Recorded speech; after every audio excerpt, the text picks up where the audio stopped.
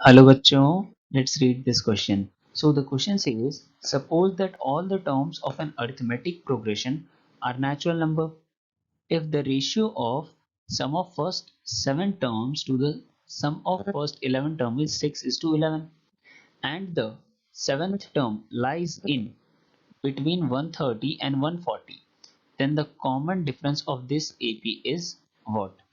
तो क्वेश्चन में हमें बोल रहा है कि एक एपी है, उसके सारे टर्म्स नेचुरल नंबर हैं और फर्स्ट 7 टर्म का जो सम है उसका रेशियो जब फाइंड किया गया सम ऑफ फर्स्ट 11 टर्म्स के साथ, तो रेशियो क्या आया 6:11 और 7th टर्म 130 से 140 के बीच में है और होना चाहिए क्या, नेचुरल नंबर ही पॉइंट में नहीं हो सकता है ना, डेसिमल में नहीं हो सकता। तो कॉमन डिफरेंस क्या होगा एपी का, ये हमें पता करना है। जान लेते हैं क्वेश्चन का की concept. So sum of AP हमें पता होना चाहिए और वही हमारा की कॉन्सेप्ट है।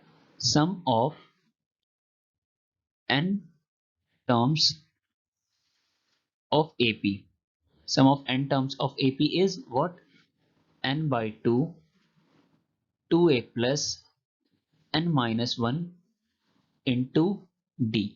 इस चीज का यूज हम करेंगे और कैसे करेंगे, हमें दिया हुआ है सम ऑफ फर्स्ट 7 टर्म्स, तो s7 upon s11 is equals to 6 upon 11, ये हमारा क्या है, गिवन है।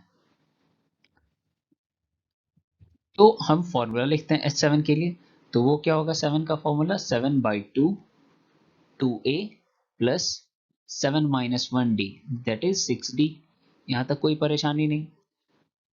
सिमिलरली 11/2 2a प्लस 10d, और ये किसके इक्वल है, 6/11 की। यहां से ये 2 कट जाएगा और 2 कॉमन जो लेंगे हम अंडर ब्रैकेट से वो भी कैंसिल आउट हो जाएगा। तो हमारे पास बचेगा क्या, 7a plus 3d divided by 11a plus 5d is equals to 6/11। यहां तक कोई परेशानी नहीं। अब ये दोनों डिनोमिनेटर का 11 भी क्या होगा, हमारा कैंसिल आउट हो जाएगा। देन क्या होगा, 7a plus 21d divided by a plus 5d is equals to 6 is equal to 6। अब इसे कर लेते हैं क्रॉस मल्टीप्लाई। तो क्रॉस मल्टीप्लाई करने के पास क्या हो जाएगा, 7a plus 21d will be equal to 6a plus 30d, 30, it's 30d, 30d। यहां से a is equals to 9d, 30 minus 21 that is 9d, और इसे इक्वेशन नंबर 1 ले लेते हैं। और हमें पता है, but we also know that seventh term क्या होगा, seventh term is a plus n minus 1 into d, है ना। तो a प्लस 6d, तो a प्लस 6d की वैल्यू कहां से कहां के बीच में है, 130 से 140 के बीच में है। तो इसे हम कैसे लिख सकते हैं, 130 a प्लस a की जगह हम 9d रख देते हैं। Let me right 9d, 9d plus 6d is smaller than 140, ये 15d,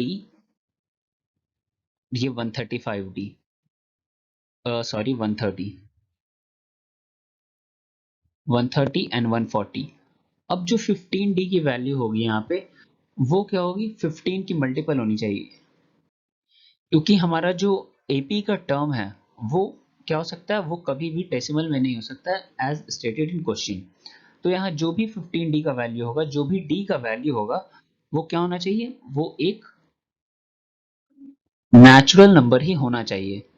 तो यहाँ पे क्या हो जाएगा, 130/15 और यहाँ 140/15, है ना।